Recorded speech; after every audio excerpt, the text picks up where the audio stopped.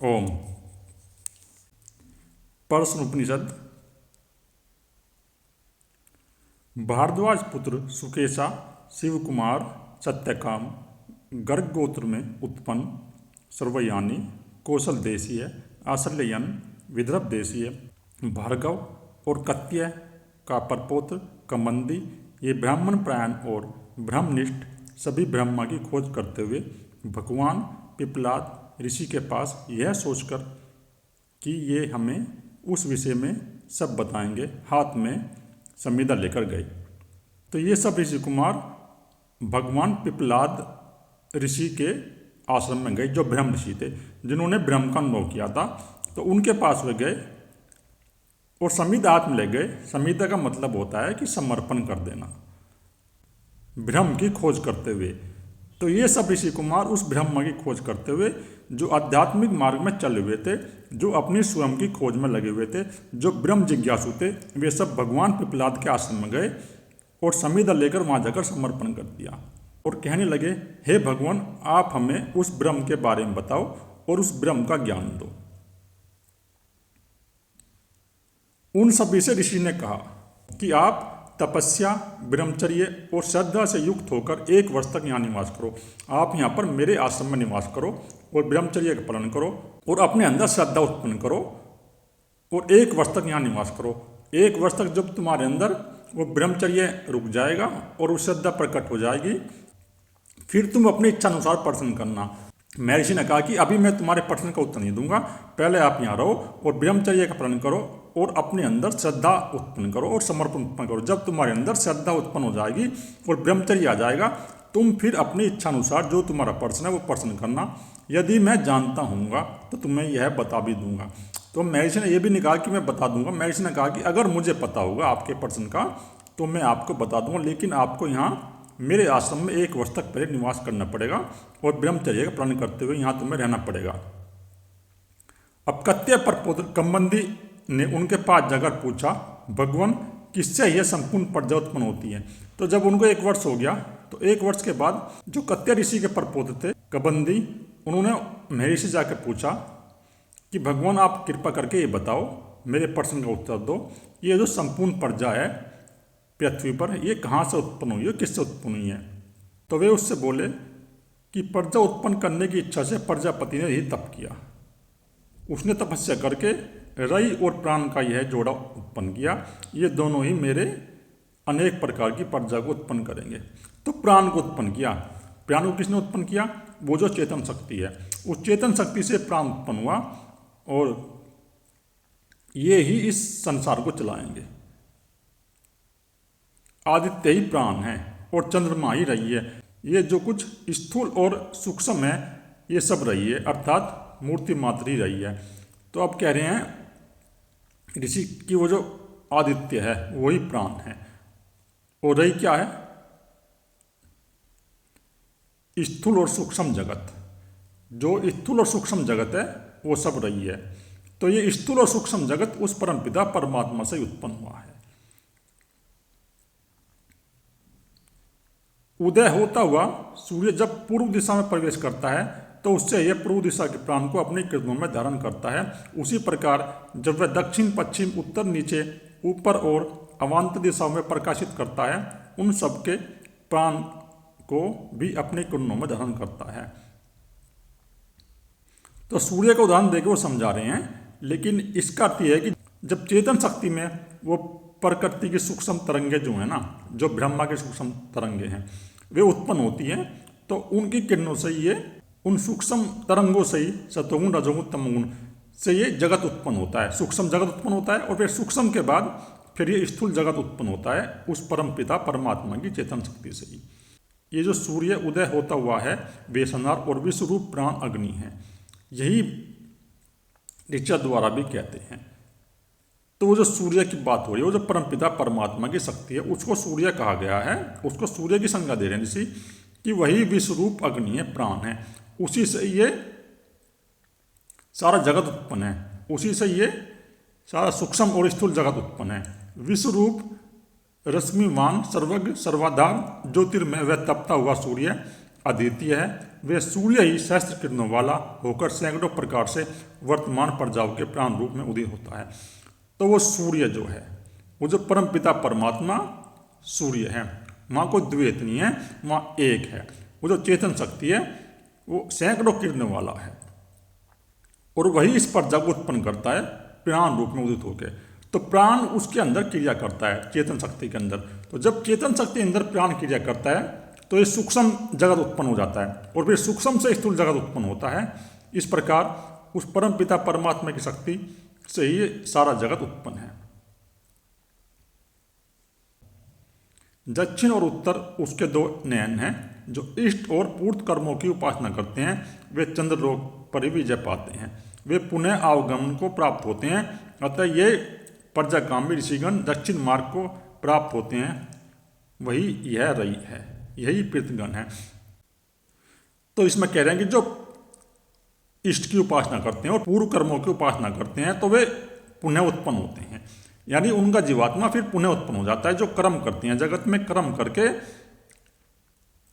वे कोई स्वयं की खोज तो करते नहीं, लेकिन इस जगत में रह के कर्म करते हैं और कर्म करके अपना जीवन व्यतीत करते हैं, तो फिर वो पुनः उत्पन्न होते हैं। उनका जो जीवात्मा है पुनः उत्पन्न हो जाता है। तथा जो तप, ब्रह्मचर्य, श्रद्धा और विद्या द्वारा आत्मा की खोज करते हैं, और कुछ ऐसे मनुष्य हैं जो ब्रह्मचर्य का पालन करेंगे, अपने अंदर श्रद्धा उत्पन्न करेंगे और विद्या अध्ययन करेंगे, फिर वो आत्मा की खोज करेंगे, स्वयं की खोज करेंगे, अपने स्वयं का अध्ययन करेंगे। वे उत्तर मार्ग द्वारा सूर्य लोक को प्राप्त होते हैं, तो वे उस चेतन शक्ति को प्राप्त हो जाते हैं। तो उनका जो सूक्ष्म शरीर है, उनका जो कारण शरीर है, वो टूट जाता है, उस परम पिता परमात्मा की शक्ति में विलीन हो जाता है। फिर वे उसी को प्राप्त हो जाते हैं जो ब्रह्मचर्य को धारण करते हैं और उस आत्मा की, उस स्वयं की खोज में लगे हुए हैं। जो ऐसे मनुष्य हैं जिनके अंदर श्रद्धा उत्पन्न होगी है। यही प्राणों का आश्रय है, यही अमृत है और यही उस प्राण का आश्रय है और यही अमृत है। अमृत कोई बाहर का नहीं है, अमृत वही है जिसने अपने अंदर उस तत्व को प्रकट कर लिया है। जो तीनों गुणों से मुक्त हो गया है, तो समझो उसके अंदर वो अमृत प्रकट हो गया है, वो परम पिता परमात्मा की चेतन शक्ति प्रकट हो गई, वही अमृत है। यह अब है और यही परम गति है। और जो परम गति है ना, वही परम गति है जो अपनी जीवात्मा को तीनों गुणों से मुक्त कर देगा, जो उस मोक्ष को प्राप्त कर लेगा, जो चेतन शक्ति को अपने अंदर प्रकट कर लेगा, वही परम गति है। उससे ऊंची गति कोई नहीं है, इससे फिर लौटना नहीं होता। अतः यही निरोध है, इस विषय में श्लोक यह है। तो इसका मतलब यह है ऋषि का, तो ऋषि का कहने का मतलब यह है कि लौटना नहीं होता। तो यानी जो उसका जो जीवात्मा फिर लौटेगा नहीं, क्योंकि जीवात्मा जो बंधनों में बंधा हुआ था ना, तमोगुण, रजोगुण, सतोगुण, तीन बंधनों में बंधा हुआ था, तो वो तीनों गुणों से मुक्त हो गया, उसका प्राण का निरोध हो गया, प्राण अपने तत्व में विलीन हो गया, मन अपने तत्व में विलीन हो गया, तो फिर वो लौटेगा नहीं, उसका कोई फिर पुनर्जन्म नहीं होगा। उसके अंदर वो तत्व प्रकट हो गया, तो फिर उसका कोई पुनर्जन्म नहीं है।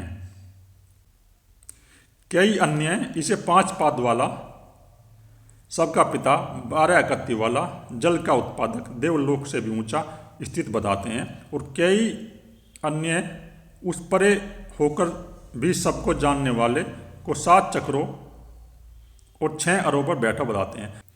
तो कोई कुछ कहता है, कोई कुछ कहता है उस परम पिता परमात्मा की चेतन शक्ति के बारे में, लेकिन वही सबका पिता है और वो सब आकृति वाला है। ये जो सभी बाहर की आकृतियाँ, जो बाहर के ग्रह हैं, सब उस परम पिता परमात्मा की चेतन शक्ति से उत्पन्न हुए हैं और वो देवलोक से भी ऊंचा है।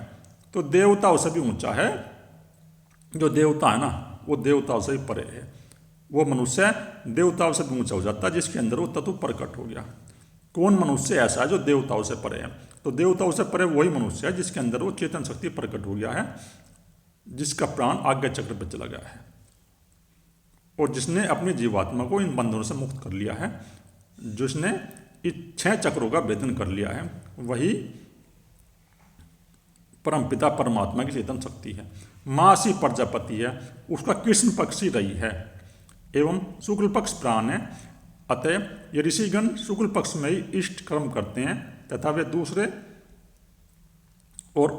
पक्ष में दिन रात्रि प्रजापति है, उसका दिन ही प्राण है और रात्रि में ही रही है। जो दिन में ही रति हेतु संयुक्त होते हैं वे अपने ही प्राण को छीन करते हैं और जो रात्रि में रति के लिए संयुक्त होते हैं वे तो ब्रह्मचर्य हैं। अब इसी से मैं कह रहे हैं कि जो मनुष्य ऐसे हैं जो दिन में यौन संबंध बनाते हैं तो वो गलत है, वो नहीं करना चाहिए। जो धर्म कर्म करते हैं, ध्यान साधना करते हैं, और ध्यान साधना करके फिर वो रात में संयुक्त होते हैं, तो वो तो ब्रह्मचर्य ही है, वो ब्रह्मचर्य ही है। उसको ब्रह्मचर्य समझना चाहिए। जो संयम रख के यौन संबंध बनाएगा, जो संयम रखेगा अपने अंदर, तो वो ब्रह्मचर्य ही है। उनकी बात हो रही है जिनके अंदर संयम उत्पन्न है। अन्न ही प्रजापति है, अन्न से ही वीर्य उत्पन्न होता है।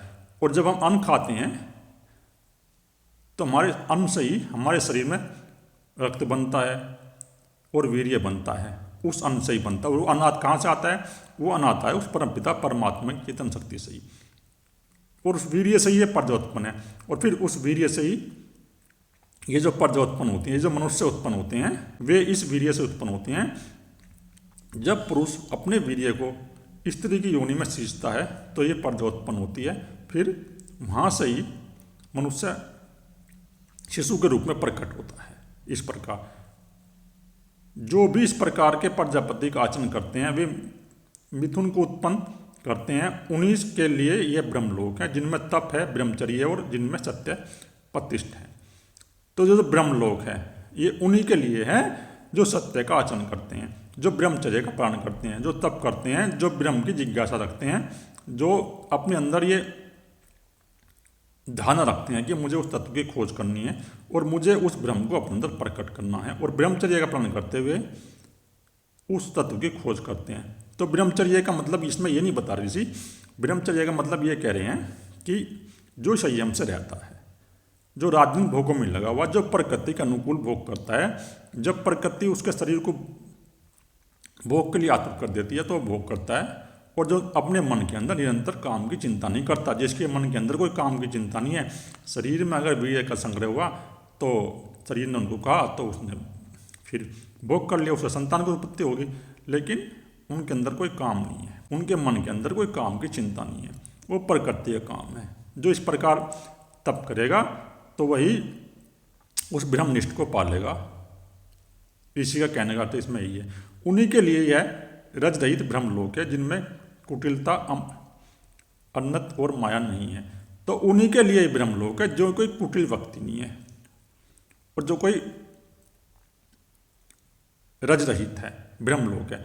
इसका मतलब है कि उनके अंदर रजोगुण नहीं है, तमोगुण नहीं है, उनके अंदर सिर्फ सत्वगुण है, वे सात्विक मनुष्य है। और जो सात्विक मनुष्य हैं उन्हीं के लिए ब्रह्मलोक है, और वही व्यक्ति अपने अंदर उस तत्व को प्रकट करेंगे और उस तत्व को प्रकट करके ब्रह्म को प्रकट कर लेंगे। और जो ब्रह्म को प्रकट कर लेगा उसी का मोक्ष होगा और किसी का मोक्ष नहीं होगा, और यही माया नहीं है। ओम। प्रश्न उपनिषद पहला प्रश्न समाप्त।